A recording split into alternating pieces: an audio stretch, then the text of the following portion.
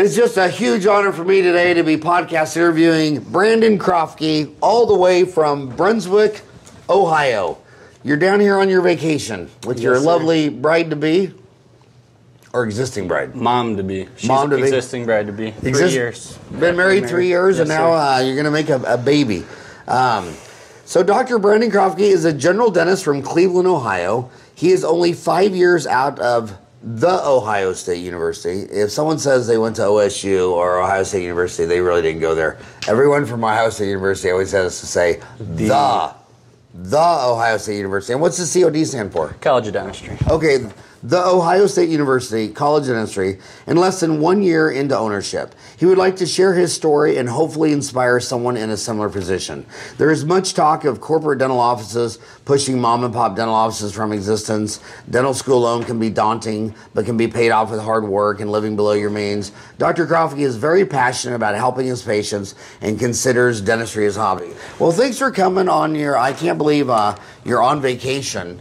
And part of your vacation is to see my dental office and coming on a podcast. How did you talk your wife into working that in during the vacation? She knows how much I'm on Dental Town, and I love dentistry so much. And you're one of my mentors. I don't know. I don't want to come across as creepy or anything, but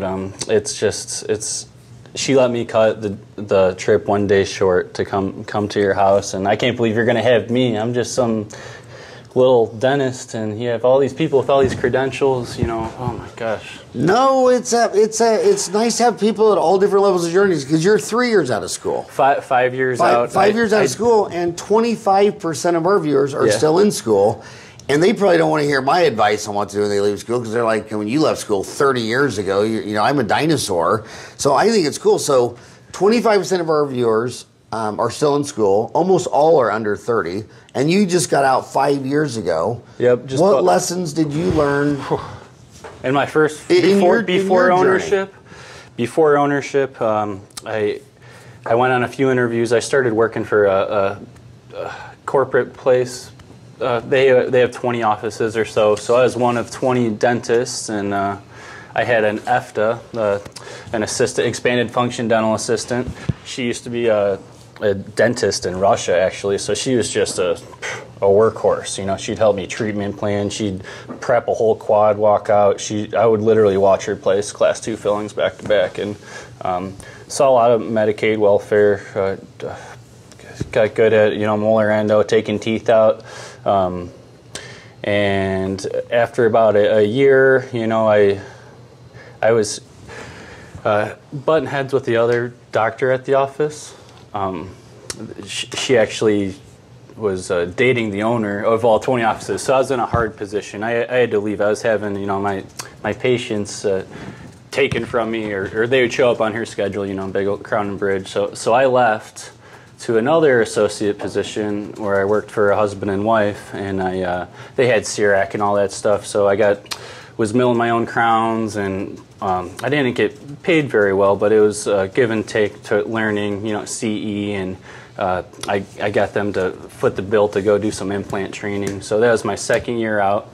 My second year out, I've learned through a lot of mistakes, and I had some woman claim. I got a fax one day, okay, from a detective at a sex crimes unit. Okay, I was like, oh my God, what could this be about? You know what I mean? So I had to take 2 polygraph tests to prove my innocence, because this woman said I grabbed her breast during a tooth extraction.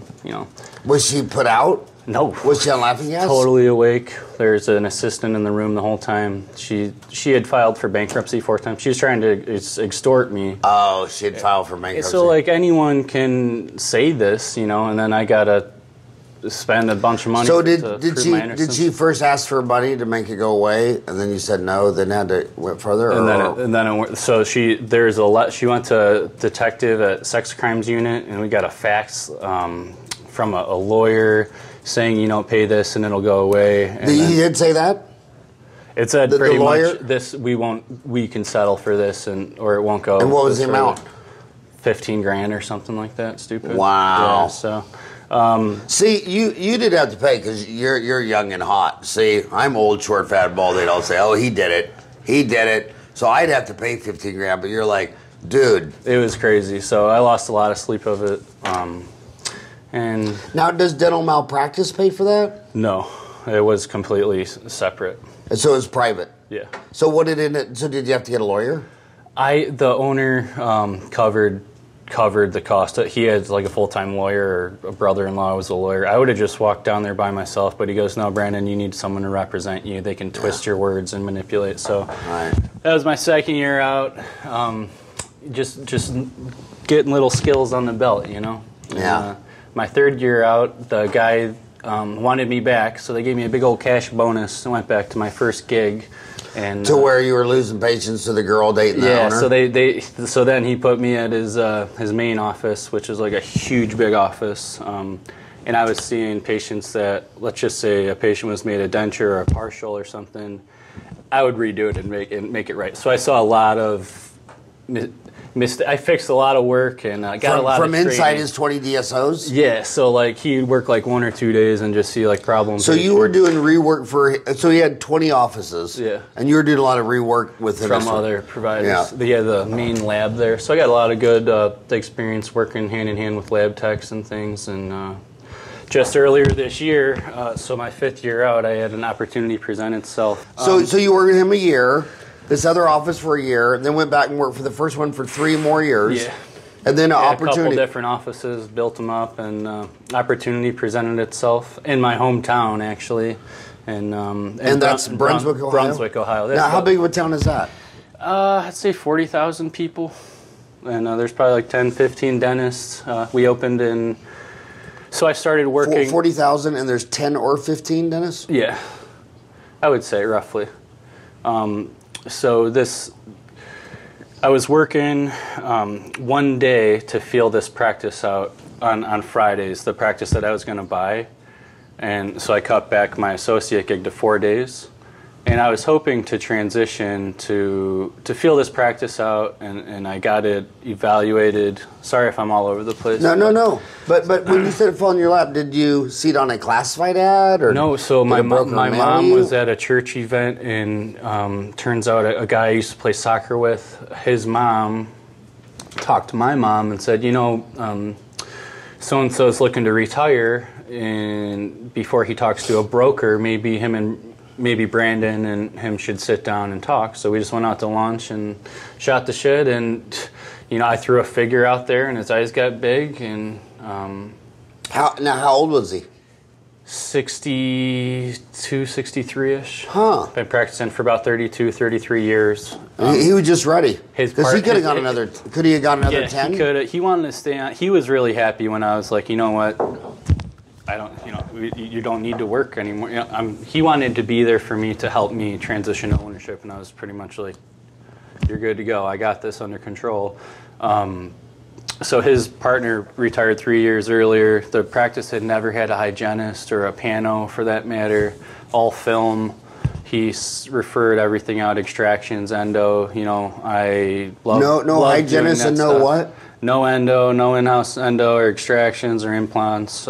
No hygiene program. You know, it seems the last 10 years of practice, people. Everything was getting patched up. So you were aware of this hidden value. Yeah. So I contacted Tim Lott on Dental Town. He evaluated it. I think that was the smartest dental CPA in America. I think it was like $2,000 or something. He goes, you know what? That's where I have the practice right here.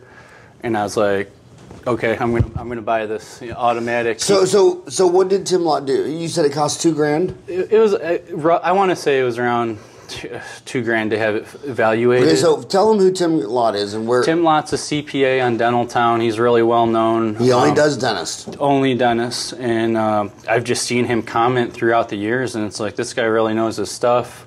If I'm going to do this one time, I might as well do it right. And you're so smart. So many people think they're doing the right thing.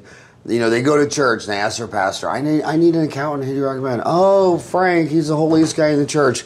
Maybe so. Maybe he's a nice guy. Maybe you trust him, everything. But he might be his only dental client, or he may have had one. When you find a CPA who only does dentists, oh my God. It's like if you had to have a bypass, would you want to go to a gynecologist, a dermatologist? I mean, wouldn't you want to go to some guy who only does the organ that's failing on you? Yes. And Tim Lott is that guy. And where's he from? Tim is out Baltimore? West. Yeah, Baltimore, actually. Yeah, Baltimore. I use Jason. Jason, the lawyer out of Orange County. Jason Patrick? Wood. Jason Wood. Is that? Yeah, Jason. Yeah. Jason Patrick Wood. Yeah, and he. Jason Patrick Wood, and he's Esquire. He got the deal done fairly quick in a month or two, and you definitely want to be working with people that. So let's. And the reason Jason is a genius is he helped me with my lease. He's second generation. Yeah, his father is. So when he was 10 years old, he was listening to all this dental stuff. I mean, the guy's been in dentistry basically since the crib. So that's a big. You definitely. I want to get the point across of pay people that are really good at what they do, and I'm so glad that I was on Dental Town, and it's just such an amazing thing to have all these dentists have already been through this. You know what I mean? So I wanted to say, I think it was John Ha. So You Want to Be an Owner was a really good thread that had a bunch of bullet points with what to do to preparing for ownership. And John Ha, I think out of Singapore, Hawaii. Jonathan Fay or Jonathan Ha? Can you find that? He does. What's so you want to be a practice owner? John Ha. So you want to be a practice owner? Yeah, he was out at Hawaii, I want to say, and he just had a really good pointers to he said go on like LegalZoom and create your LLC and just all these little bullet points that helped me out. So you went rural. That was probably better than going to Cleveland or Columbus. Just 30 minutes out of a major city. And you were born in this town. Yeah, Brunswick. And so I want to make a point to all the deans out there. I mean, one of the biggest things that Pew is always pushing is that if you double the number of dentists, they'll go to these rural areas. It's not true. No. By the way, your wife, where were you born? I'm from Strongsville, which is like 10 minutes away from. And how big was Strongsville? About the same amount of people. 40,000. It's a little And rich. see, that's the thing, because that's saying if you were born in LA, you're not going to go to Salina, Kansas. And when you study who are the physicians and dentists that go back and serve the rural communities, they're the kids that came from rural communities. Because a kid that comes from a town of 40,000 doesn't want to live in downtown Cleveland or downtown Columbus. And you're not going to take some girl born in Scottsdale and then have her graduate and go to Eloy because they need a dentist. And if this country wants to get people in the rural, like they always complain, well, there's nobody in this big section of Alaska because you don't get any Eskimos in the class. You get a bunch of people from San Francisco, then say, well, God, we got 20 people from Anchorage. Why don't they go to Nome, Alaska or Prudhoe Bay? Well, if you want dentists in Prudhoe Bay, then you got to get kids from Prudhoe Bay. In the last 30 years, I have all these dentists whining that they're in a town of 5,000, Kansas, and they can't get any hygienists from Wichita, Kansas to come work in their town of 5,000. Well, no hygienist is going to do that. So I said, why don't you do this? Why don't you go to your high school and have an essay contest and why I want to be a hygienist. And if you win the essay contest, you'll get a scholarship to the hygiene school. So the guy did it. First guy did it. It was like 30 years ago. And he did it. And he said, what am I going to do? He said, I got 2. I said, send them both. So then it turned out they didn't get accepted. So then he called the dental society and said, wait a minute. Your whole class was filled with girls from Wichita. How come there were no girls from the rural? It was only one call from the dental society. They go, you're right. So now these 2 girls that didn't get accepted got accepted. And then when they graduated, guess where they wanted to practice? Yeah, so I mean, you make your own luck. The admissions department wants these high GPAs and things. They'll take people, I feel like, out of staters or whatever. And that's the big thing. You got to... I just got lucky finding dentistry. You know, I'm a freaking hillbilly that fell in love with dentistry, and I just feel like the stars aligned. To get me back to my point. So you went to where you wanted to live. You went rural, and you found a woman from rural too. I mean, 40,000. That's rural. I met my wife at in school, and just luckily she lived a town next door to me. In school? Yeah, we always had ambitions of moving down south. So you're a dentist too? She went to law school. Oh, you're a lawyer. Compliance specialist. Compliance, yep. Ryan, do not give her a copy of this tape. She will get a transcript and sue me. No, and so that is awesome. And then you got smart advice. So many dentists they find out something in their lease that went wrong, and I said, well, whose attorney that you ran the lease Jason by? No one. was no the man one. with I the did lease. It myself. He redid the whole lease, and Jason redid the lease. Tim Lott did the he valuation. evaluated. He's like, Brandon, he valued it way more than the figure I already threw out there. So it's like. So when I got out of school, there was some dentists out here, and one of them was my friend, and he actually, everybody was looking at offices, and then they wanted to go to Scottsdale, they wanted to be cosmetics. And this guy found this old man who hadn't done a crown in 20 years. All he did was amalgams. I remember you telling me. Yeah, and he bought this practice, and 4 times a day, one of his patients over the last 40 years would come in with his MOBL popped off, and all he'd do is numb it up and do a $1,000 crown. And it was 3 chairs, 1 hygienist, he worked 1 chair, and he had an emergency room. And every day, like clockwork, he did 4 crowns for $1,000, had no overhead, bought this thing like a song. Now let's look at the other side. They go buy that $1 million practice, is a cosmetic dentist. You don't have the skills. You don't even know how to do the stuff. This guy's doing smile designs and all these diplomas, and he can sell all these big cases, and then Humpty Dumpty buys it. And it goes from $1 million to $500,000. He pays $1 million, and within a year he owns a $500,000 practice. So kudos on finding value. So that was a biggie. It's in my hometown, and I can hit it off with people. This is my hometown. I'm not going to do you wrong. You know what I mean? It instills that trust, and I wanted to talk to you a little bit about sales in dentistry. Everyone, like, the first time I heard that, I'm like, I'm not a sales. I didn't get into this sales. I'm not selling crap. But you really showed me that, to tell the truth and to be a good dentist, you need to do dentistry. And that's being a good leader and selling dentistry. And thank you, because the first time I heard that, I was like, nah, I'm not a salesman. But it's true. You need to sell dentistry to be a good dentist and to educate it and to get stuff done. So you're not having a tooth in your hand or whatever. And it's funny because everybody complains about the government because they're $1 trillion in debt. Well, that's only 1 year. I mean, they're 19 trillion debt, but that's only 1 year's revenue. And the same guy complaining, I'll say, well, how much do you make a year? And he says, 50,000. I said, well, how much do you owe on your house? 150,000. Oh, so you're 3 years in debt just on your house, but the government's an idiot because they're 1 year in debt. Japan's 2 years in debt. The American consumer, believe it or not, it doesn't make sense, but they spend about 103% of their income. So they're going to spend all their money. So why are you telling them they only have, well, let's work on this broken tooth. They're going to spend it on They're going to spend it all anyway. My job is, if you're going to max out your credit card, let's make a good decision and fix up all your teeth. Because if I don't, you're going to go to Disneyland, Disney World. You're in Ohio. You're going to, you're going to blow all your money. Every human has a spending problem, not an earnings problem. And you know what? When they max out their credit card, all that means is they're going to have to go home and maybe cook dinner instead of going out for dinner. And most millennials, they're a millennial. If you want to hide something from a millennial, you just put it in the microwave. You put it in the oven. Put it in the oven, they'll never find it. That's a joke. True. But anyway, so yeah, get them to get. And I wouldn't want to go to a doctor's and they're thinking, well, I can't tell fat ass that he's got diabetes and a clogged artery and some growing in his brain. I'm just gonna work on his chief complaint. He's talking about it, difficulty breathing. We'll just work. No, you want a complete physical. And to get these guys to do a complete exam and to be passionate enough about it and explain everything you need. It can be confrontational. You know what I mean? But you gotta go over it and get it out in the air. Otherwise, they're gone. It's a problem swept underneath the rug.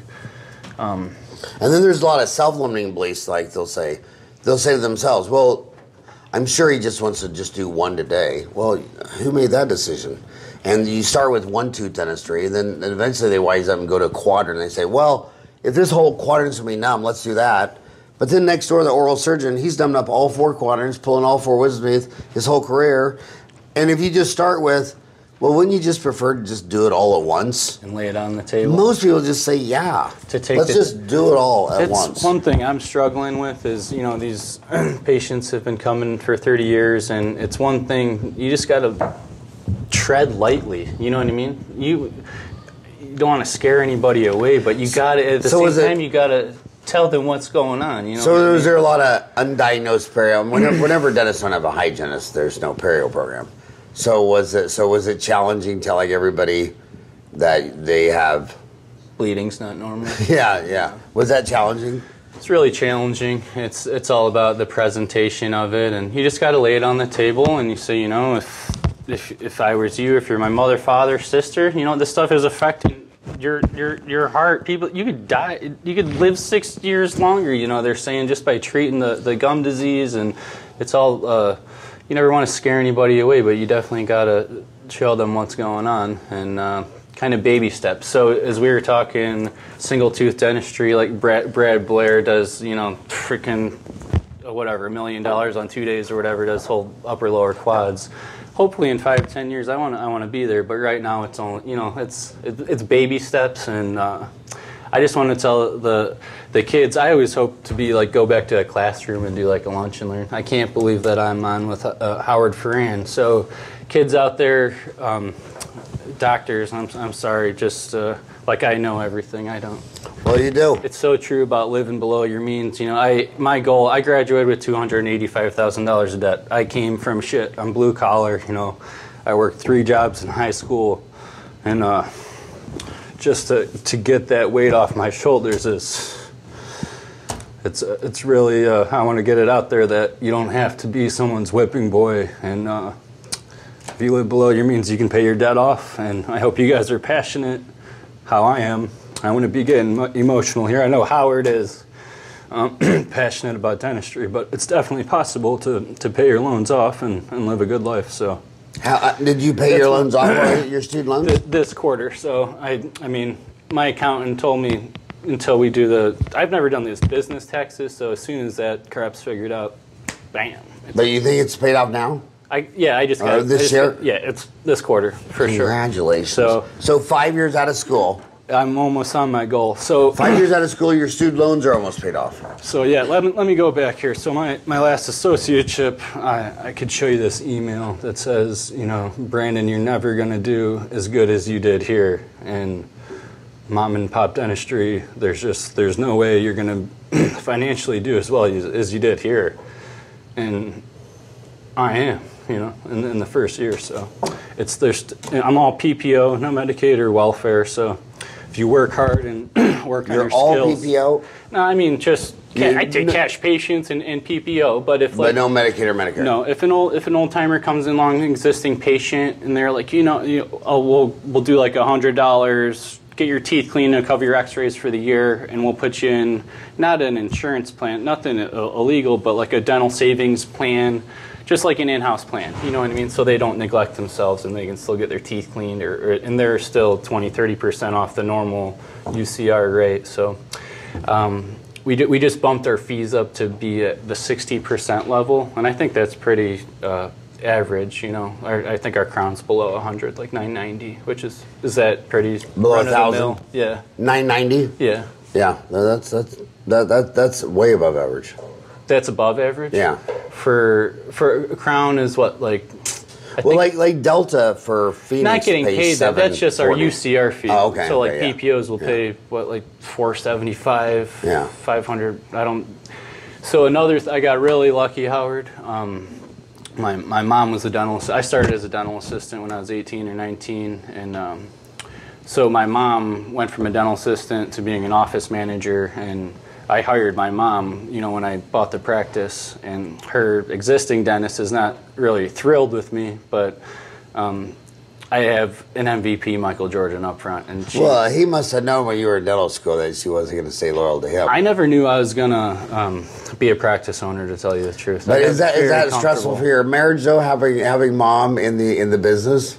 I mean, they say never mix family and... You know what? I used to call my mom. We had such a good. Now it's business. I gotta go back to my roots, and you know, I leave that office. I don't talk to my mom again until the next work day. I gotta really go back. So your mom working for you doesn't interfere? No.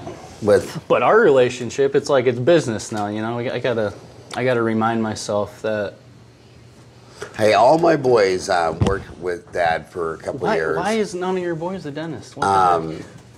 I mean, my dad, I was a huge disappointment because he had 9 Sonics, and he kept telling me to drop out of high school and let's start a Sonic franchise. You know, his friend Roger Carpenter had 100, Jim Williams had 1,000.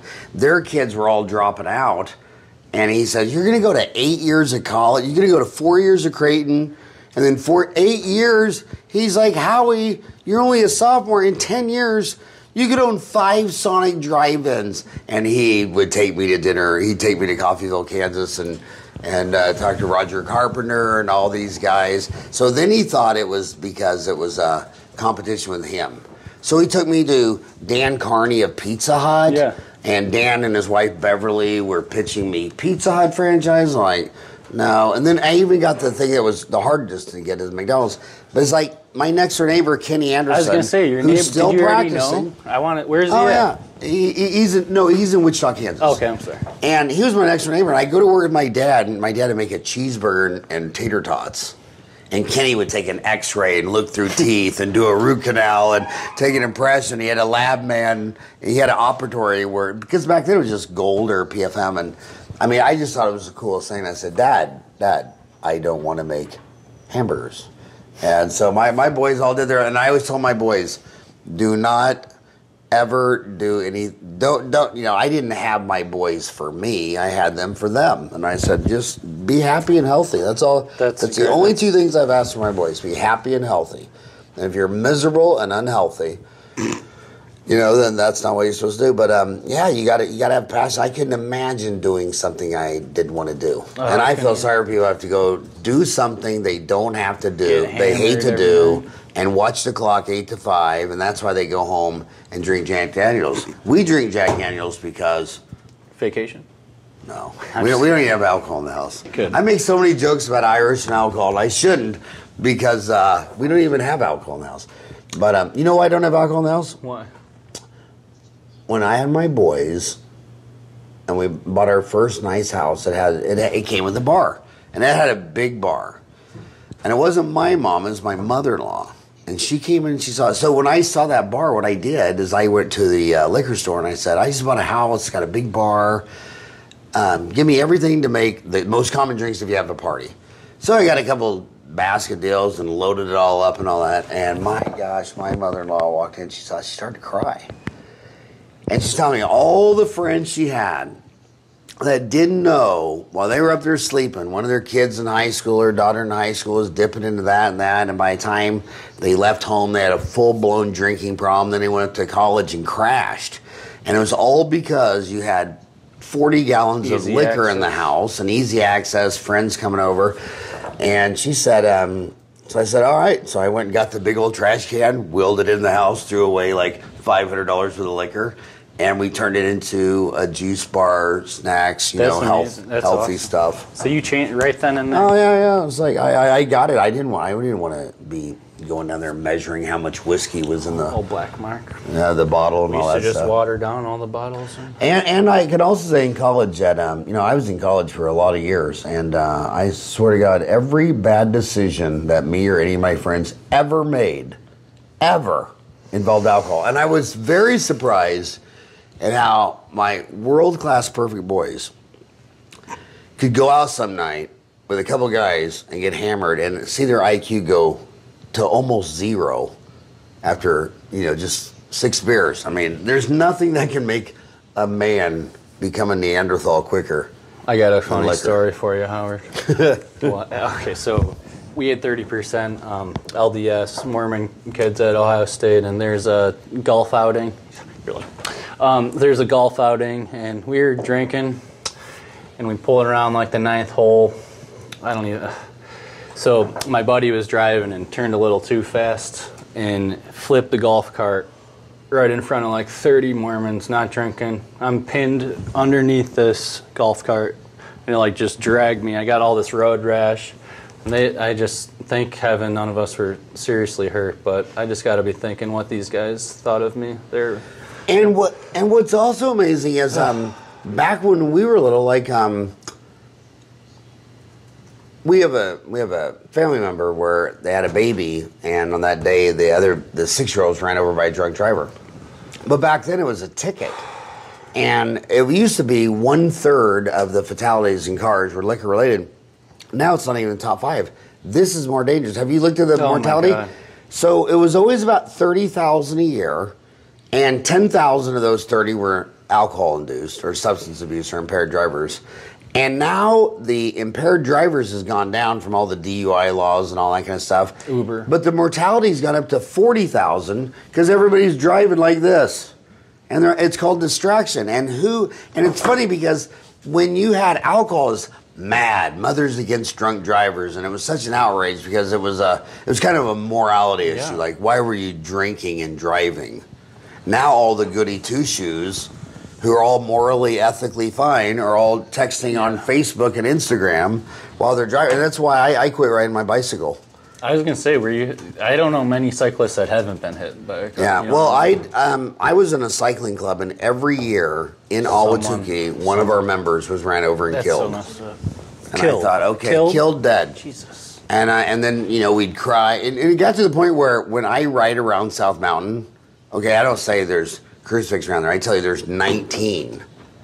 And I know. I saw all the crosses. And I know two of them I used to ride by, and it's like, man, I'm not doing this anymore. Yeah, it's weird because if someone told you I'm going to sell my car and get a motorcycle, you'd say, well, that's crazy. But if you take out the engine and you pedal and exercise, say, oh, that's exercise. No, it's a motorcycle. In fact, it's actually a really shitty motorcycle. It doesn't even have an engine.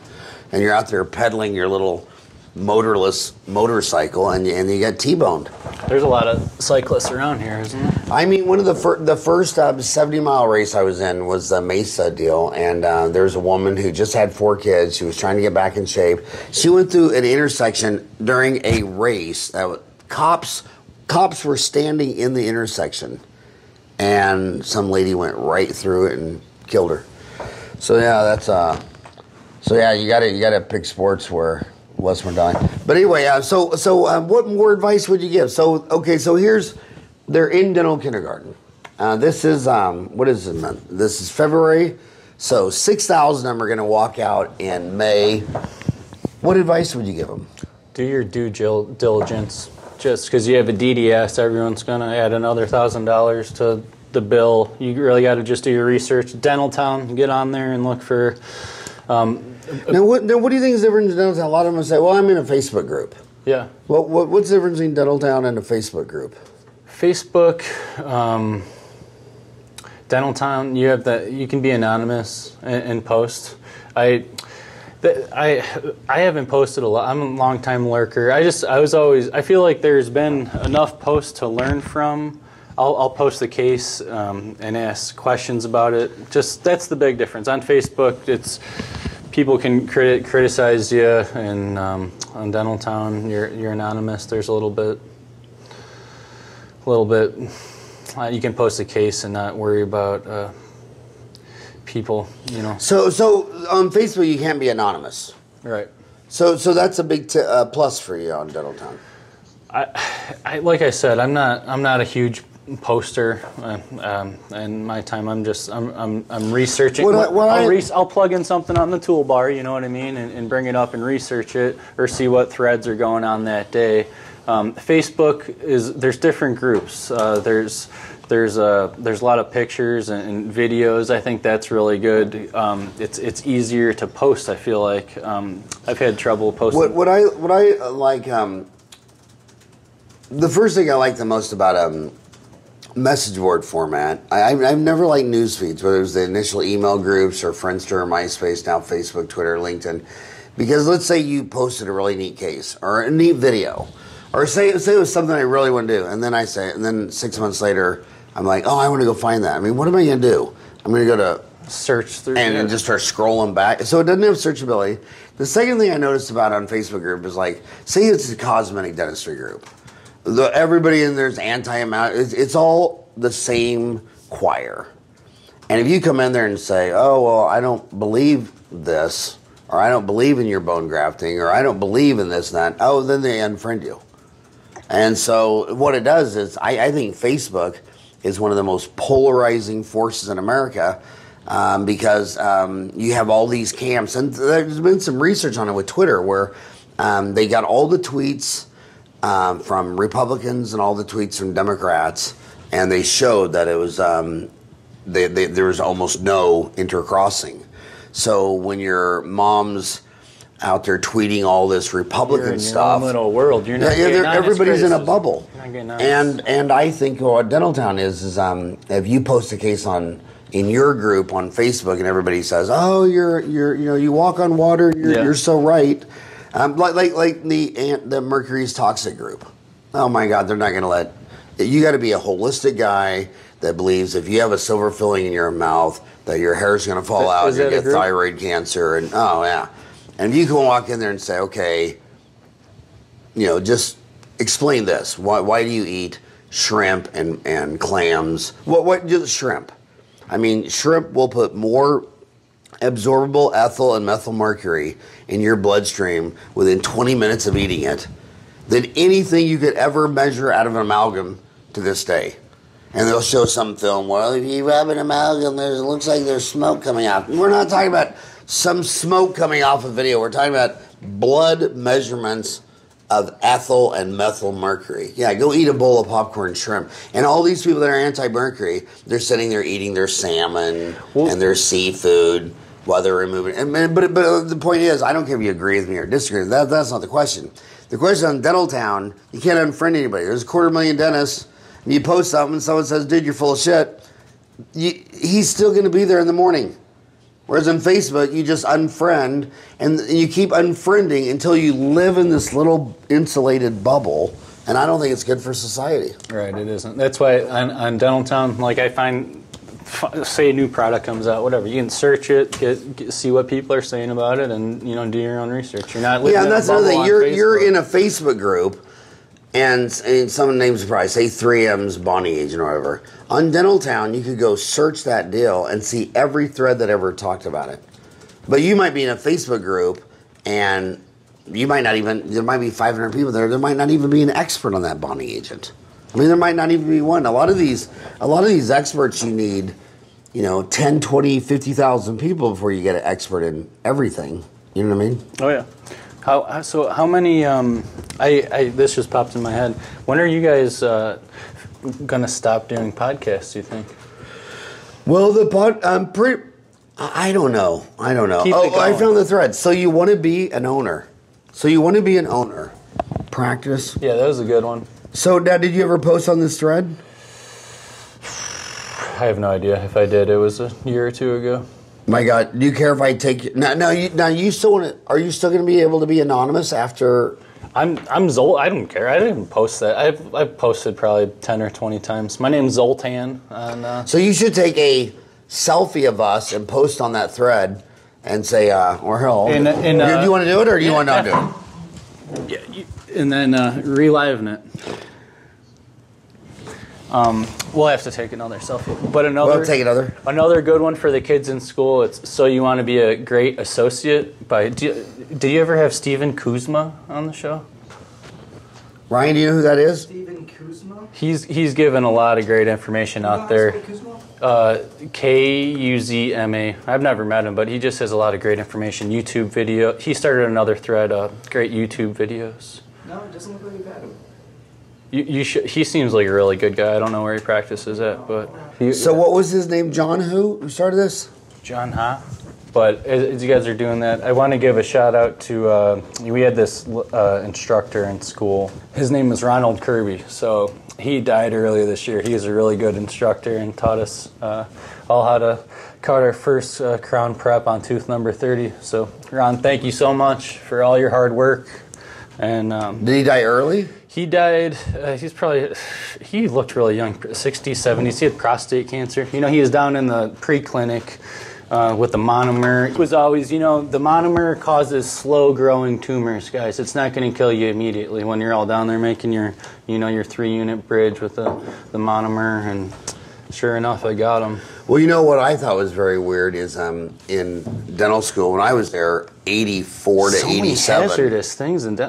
We used to line the investment ring with asbestos. Yeah. But it wasn't like asbestos in the wall. You'd burn out your investment. So when you would take that out, the asbestos was glowing red, and then you would quench it. Brown stuff? Yeah, you'd quench it. So, I mean, we're taking out glowing red asbestos.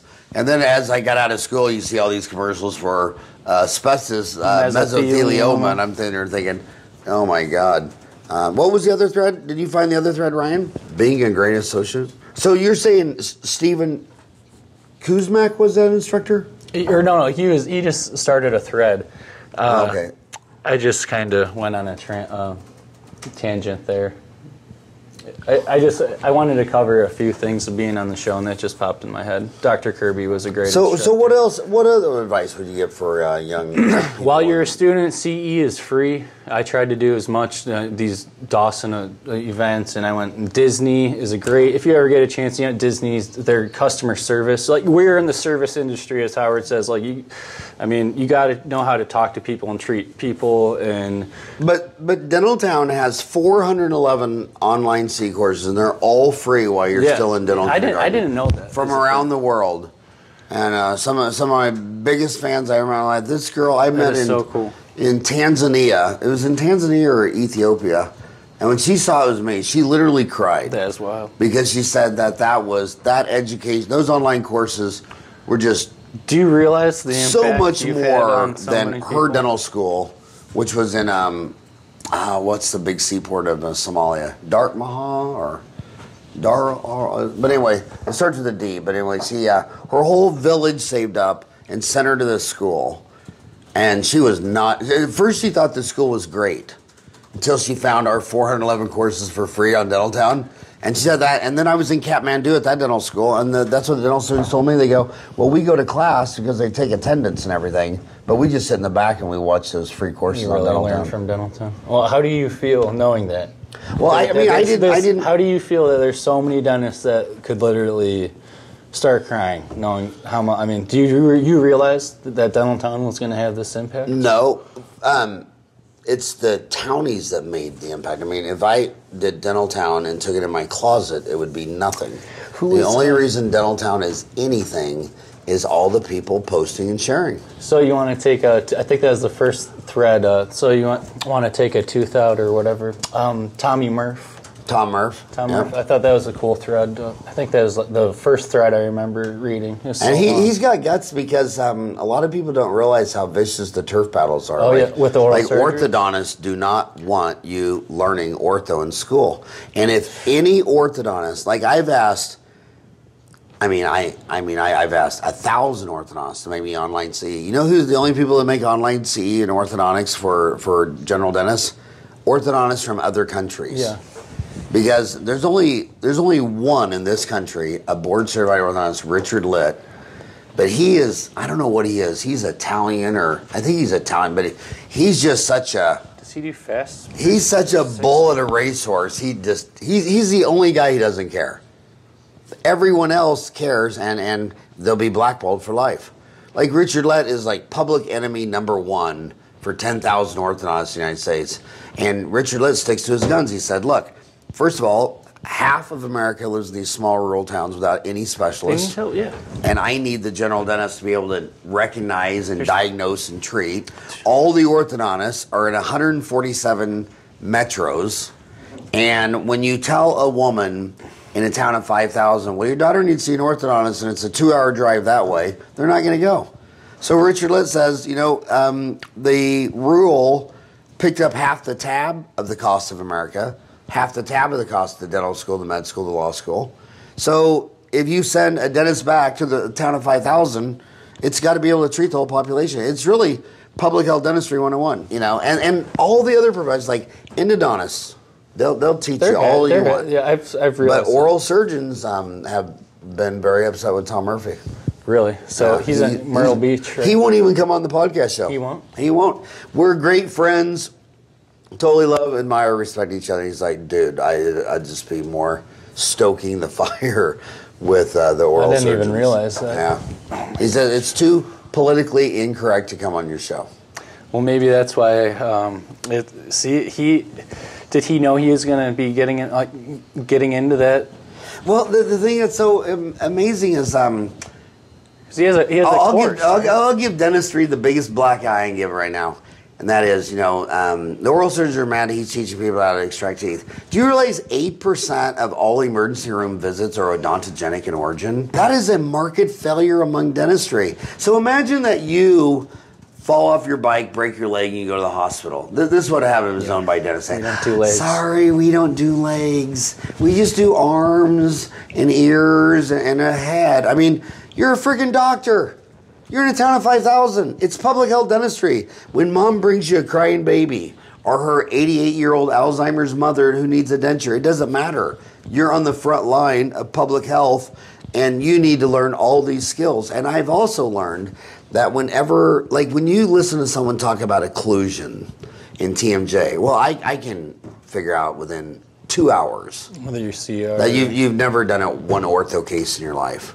I mean, if this guy would have done one orthodontic case, he'd realize everything he said the last half hour is bullshit. Then I look at some of the greatest people like Carl Misch in implantology. First, he was a denturist. And then these guys were saying, yeah, these implants don't work. The implants snap to the gum line. And Carl's looking at this god-awful bite. He's like, well, God, you got to F on everything else. I'm surprised the implant even worked. So cross-training, and that's why I recommend the FAGD. Because the FAGD forces you to study in 16 different areas. And when I was a kid, I was arguing with the head guy of the AGD in Arizona saying, but I'm not ever going to do implants, and I'm not going to do braces. And he was putting his arm around me saying, just do it. You're so glad you did. No? And I'm so glad wiser people told me it's cross-training. And even if you'll never do an orthodontic case, you have to learn orthodontics or you can't diagnose it. How many years out did you work on getting your FAGD? My FAGDA, I started, I think, right out of school. It was 100 hours a year for like 5 years. And it was a big thing about this podcast. That's how long I'm going to do the podcast. What I like about the podcast, back to that rural area, I'm in Phoenix. So Phoenix, it has suburbs, Scottsdale, Mesa, Tempe. I didn't realize how big. Dude, I have one friend. If I leave my house and I go visit my friend in Queen Creek on the interstate, it's 1 hour.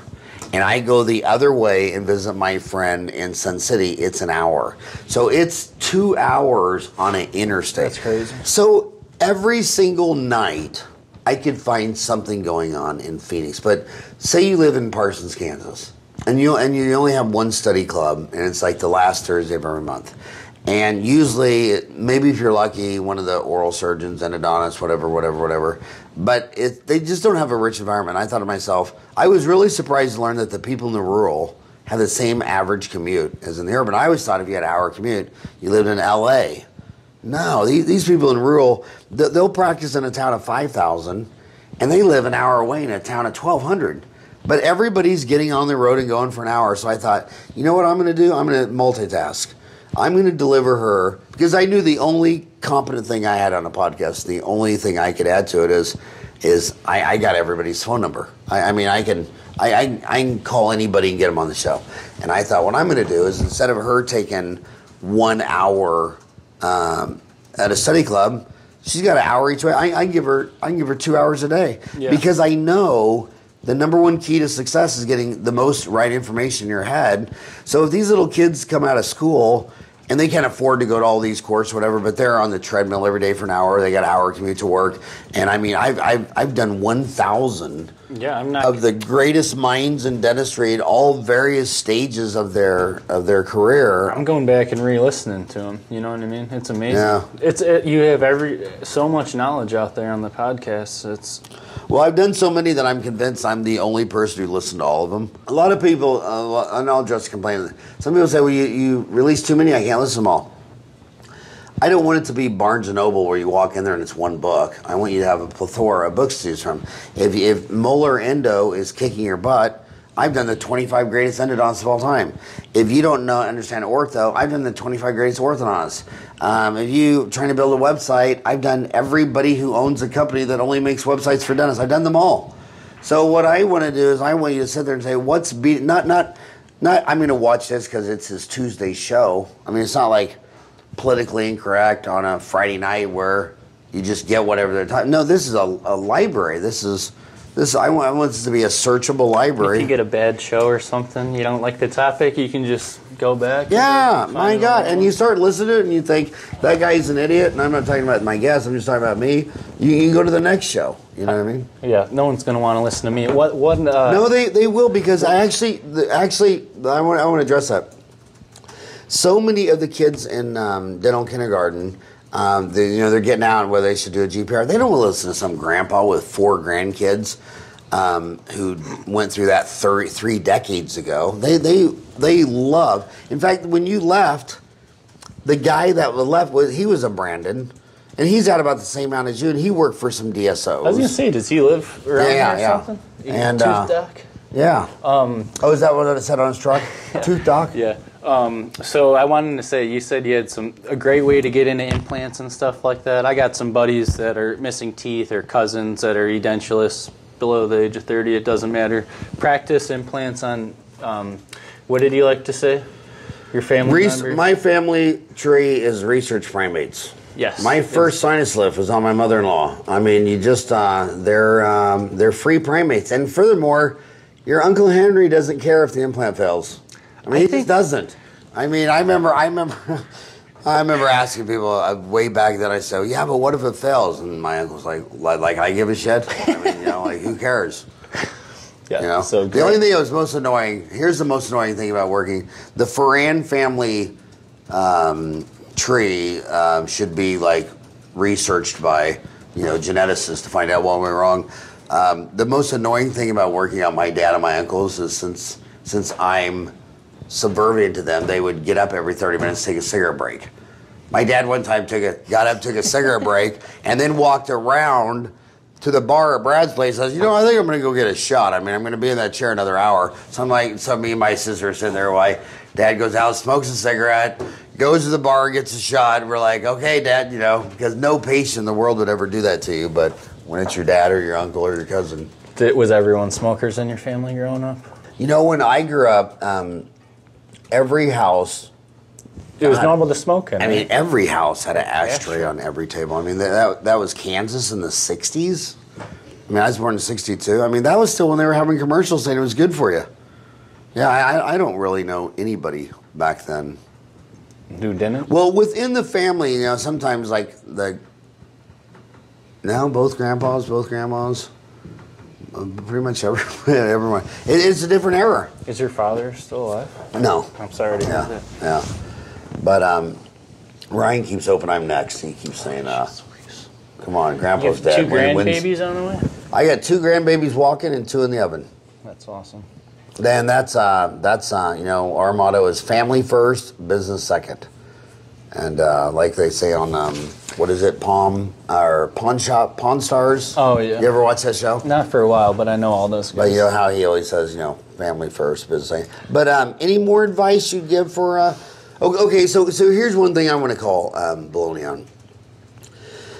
They believe the death of family practice because the DSOs are in their recruiting saying, dude, you can't come out, you can't compete, you can't do that, you got to join us. We're going to have half the market in 20 years. And when I go and talk to the dental schools, they all tell me that it's the same dog and pony show. It's scare tactics. And it's scare tactics, It really and they is. believe it. And then I say, okay, well, let's do a little thing. Forget my opinion. Let's go with data. When you go into those DSOs, the average associate doesn't even last 2 years. So if it's this great panacea that they should be looking forward to, then how come everybody that graduated every year for the last 5 years, why do they all quit in a year or two? So I'll ask that. Do they get a job at a DSO, love it, and stay there till death do us part? I think some people get stuck. If you're there for 5 years, it seems like you're stuck. I've seen good and bad, and it has a place, I guess, for some people. Some companies are better than others. Do your due diligence. Try to talk to the previous associate to see, just face to face and see what they say. I think you can gather a lot because there are really good DSOs to work for, and you just want to be treated well. And a lot of people try to. What I like about the DSOs is they provide employment. Exactly, it was a great the private market vehicle is not doing well. I mean, there's so many dentists who close their office Thursday at 5 and don't come back till Monday, and the phone rings off the hook Friday, Right. Saturday, and Sunday, and they don't even know or care. Number two, when you study employee turnover in the high-tech sector, in any sector, the millennials are mostly looking for job experience. And if they ever get a place where someone's mentoring them, teaching them, they're learning, they're growing, I tell all the DSOs, you should offer all the dental town courses for free for your employees, because if they're growing and they're learning, they'll stay. But if they just, it's kind of like mowing the lawn. If you're just going to go out there and push the lawnmower 8 hours a day, 7 days a week, they're going to quit. Right. But if they think they're going to learn about gardening and or be learn more. Be a valued member. Just, I think it. I've been snake bit a few times, if you can't tell, but you definitely you want to be treated well, and how you would want to treat someone else. So if people are a lot of turnover, it's probably not a good place to be. Well, that was the fastest hour podcast ever. So tell me this, you're in Ohio, so what's the weather today in Ohio? I don't think it was that bad last week. Because I'm embarrassed that you came to Phoenix this time of year, because this is unseasonably freezing cold. It is. We got 2 pool days last year, or last week we were at the Four Seasons in Scottsdale. So you came to Phoenix, and what did you went to Sedona? Scottsdale, did some hiking for the first 3 or 4 days, and then Sedona is beautiful. We drove up there 2 hours north. We had intentions of going to the Grand Canyon for one day, but that's going to be another trip. Yeah. So we just too much hiking. The elevation gets you too. Oh my God. Have you been up there? Oh yeah, all the time. And that's the thing people don't realize. Who wins all the marathon races? The Kenyans. And where do they live? 6,000 feet. And where are all the marathons at sea level? New York, San Diego, Rome. And it's funny because you think I went to what's the tallest mountain in the world? Mount Everest. The porters their village is like 19,000 feet. They don't use any oxygen. They run up down there all day long. And those guys. What's it called? The Sherpa? Yeah, Sherpas. Yeah, and you know what Sherpa is there? You know what Sherpa is? It's their last name. Oh, really? Because they're porters on all the other mountains. They're all. But Sherpa, is it's the most common last name. Oh, really? At that place, but So you went. So did you go to Flagstaff? We didn't go to Flagstaff. Yeah. I heard it was really cool there. Yeah, it's Arizona's neat. You go on the Mexican border. Have you gone to Mexico?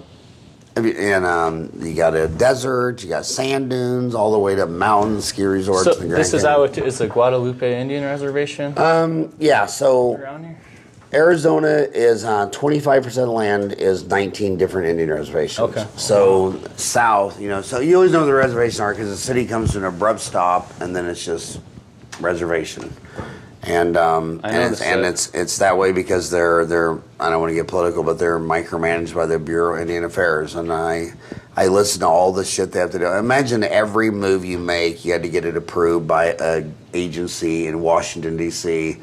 And after living here for 30 years, it's like, my gosh. I don't want to get political, but it's sad. Well, what brought you to Arizona? Okay, so that's a great question, and I'll answer that. So I decided I was going to be a dentist in the 6th grade. No, it was in the 7th grade when we moved from St. Patrick's to St. Francis and went to high school.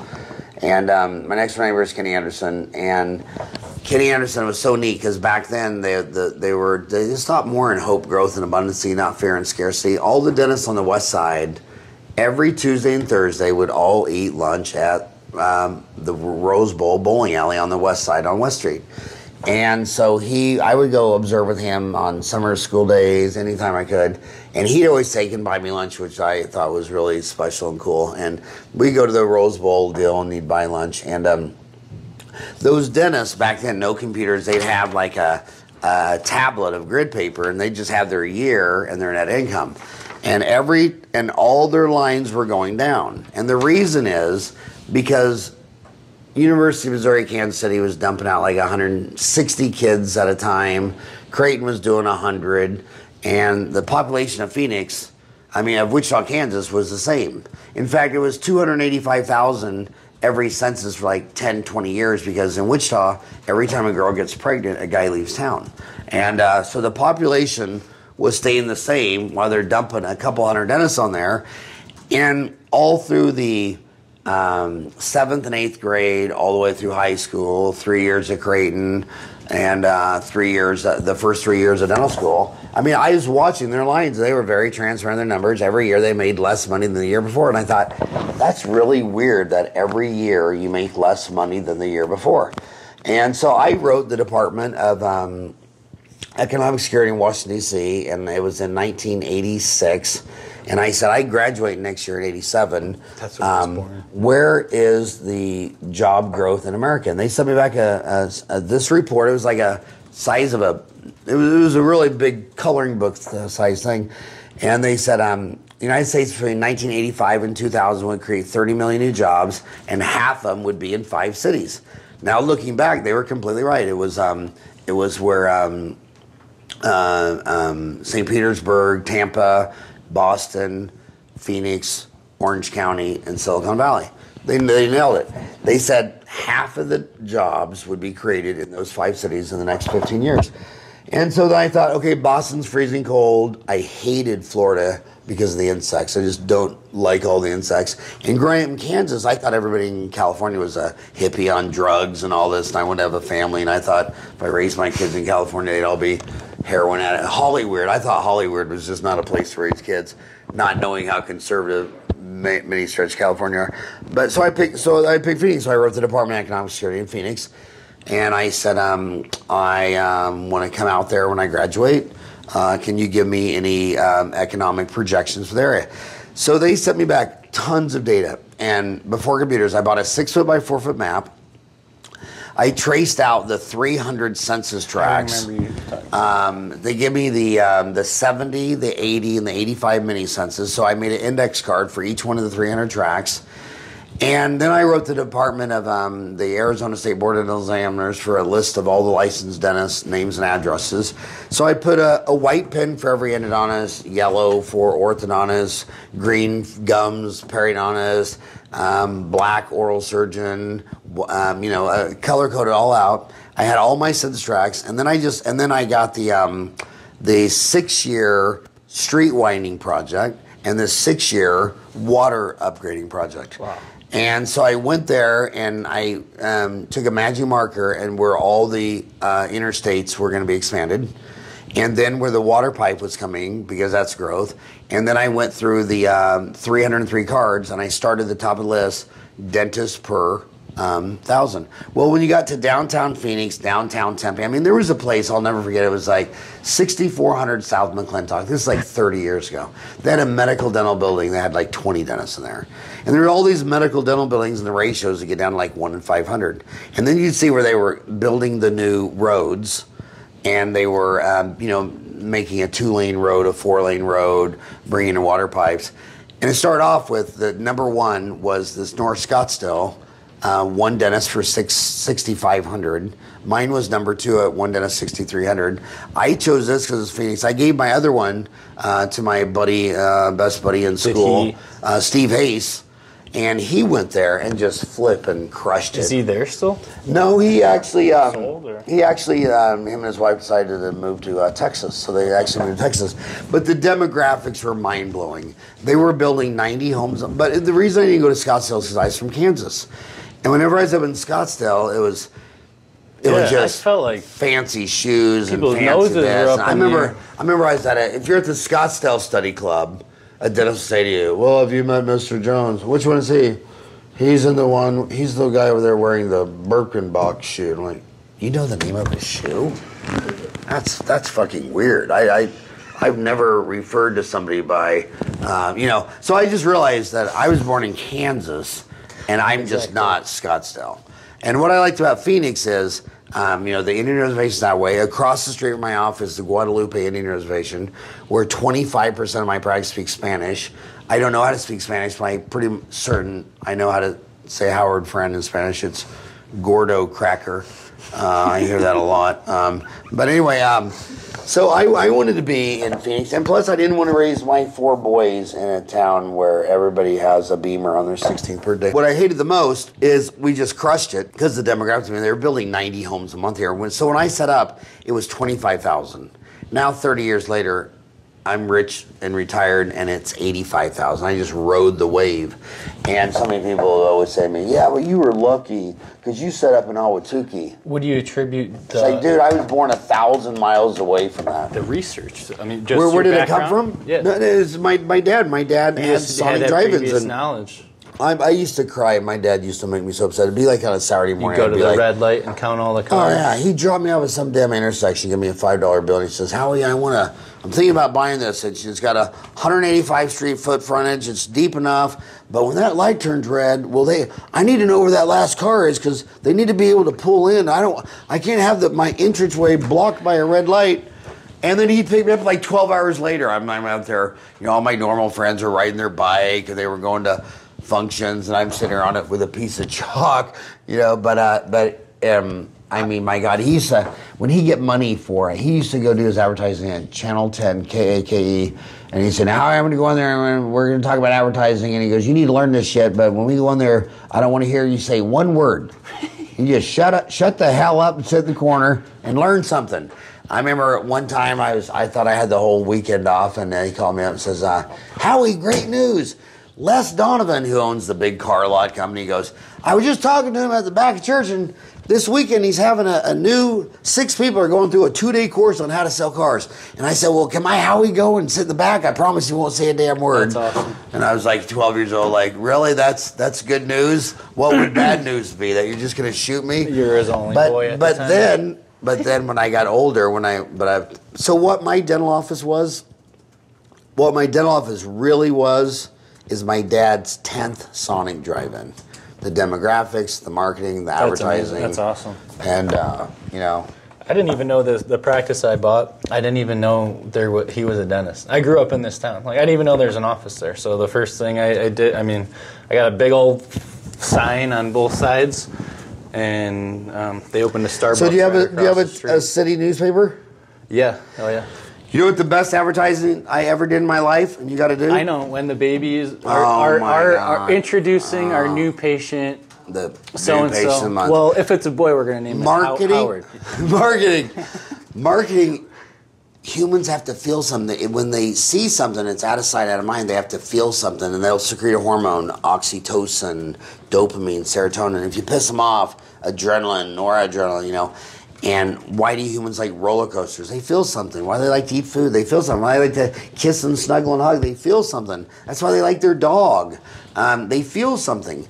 And when you'd sit there, cleaning, exam, x-ray, $30. First of all, it's not timely for most people because most people, maybe they just had their teeth cleaned 2 months ago or 3 months ago or 4 months ago and aren't going to go back, but they're not due for another 3 or 4 months, so they didn't even see it. But every time I had a baby, I took out a full-page ad. And I said, Howard Farran would like to announce his new patient of the month, Eric Wells Farran, 9/11/1989. Oh my God. 100 baby cars. I mean, they bring in $90 car seats. 3 months later, some hunchback lady with a walker would walk in and with these socks that took her 100 days to knit. Those babies, it was unbelievable connection. Because what's the number one goal of a species? To survive and reproduce. And when you have a baby in their community, that's what the whole damn community is about. So, man, I recommend that. I will for sure do that. How'd you get that idea? And I don't know. But the funniest thing was putting those kids in every one of the marketing ads I did as they went through, what was it? Aki Mall was Estrella, kindergarten to 6, 5. Then Aki Mall Middle School, then Desmond High School. Teachers were like my friends. Whatever they did, someone would become. I would go shopping in a grocery store, and some lady I wouldn't even know, some 80-year-old lady, you just thought, just shopping next to, turn and go, how's Eric, Greg, Ryan, and Zach doing? And I was like, what? Who are you? How do you know the names of my children? But again, it's you're trying to build trust and integrity and empathy, and when they know that you're part of the community, and they. I never knew. I knew it is so rewarding to practice in my own practice. It is. It's why I got into dentistry in the first place. But there's something to say about having your own practice and giving back. It really does make all the difference. And Howard, you're the freaking man. Thank you so much. Oh, thank you. And good luck on your baby. And remember that when you're my age, everything you do in dentistry, I won't mean a fraction of that little baby there. I mean, air grade grinding Zach is like 99%, and everything else I did was just gravy.